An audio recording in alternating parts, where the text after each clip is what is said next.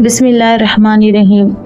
انسان کو اچھی سوچ پہ وہ انعام ملتا ہے جو اسے اچھے اعمال پہ بھی نہیں ملتا، کیونکہ سوچ میں دکھاوا نہیں ہوتا۔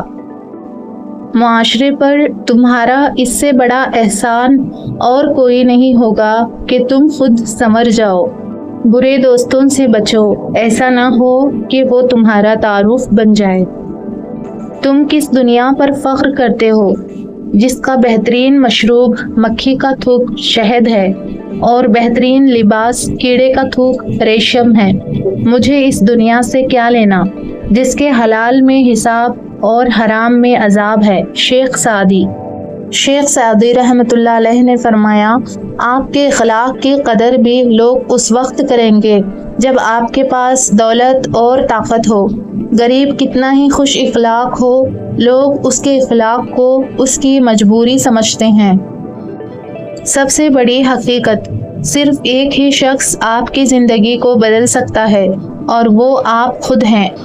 اکڑ جتنی زیادہ ہو اتنی ہی شدت سے ٹوٹتی ہے، اور دھوکہ جتنا بڑا ہو اتنی ہی طاقت سے اپنے محور پر پلٹ کر آتا ہے۔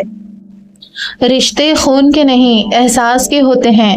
اگر احساس ہو تو اجنبی بھی اپنے ہو جاتے ہیں، اگر احساس نہ ہو تو اپنے بھی اجنبی ہو جاتے ہیں۔ اللہ کا شکر ادا کرتے رہا کرو۔ اگر لوگ تم سے متاثر ہو رہے ہیں تو تکبر نہ کرو، شکر ادا کرو اپنے رب کا جس نے تمہارے عیب چھپا کر تمہیں لوگوں میں معزز بنا رکھا ہے۔ بے شک میرا رب وہ ہے جو انسان کی روح کے اندر کی اذیتوں کو جاننے والا ہے۔ محنت کے بغیر زندگی بغیر پھل کے درخت کی طرح ہے۔ انسان کا بہترین ساتھی اس کی صحت ہے، اگر اس کا ساتھ چھوٹ جائے تو وہ ہر رشتے کے لیے بوجھ بن جاتا ہے۔ اپنی صحت کا خیال رکھیں۔ مکڑی کے جالے سے بھی زیادہ کمزور ہیں یہ دنیا کے سہارے۔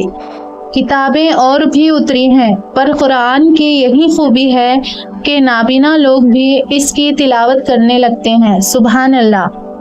ہر کسی کو ہر بات کا جواب دینا ضروری نہیں ہوتا۔ بہت سی جگہ پر واقعی دل بڑا کرنا پڑتا ہے، درگزر کرنا پڑتا ہے۔ ہر کوئی نہیں سمجھتا آپ کو، اور ہر کسی کو آپ سمجھا نہیں سکتے۔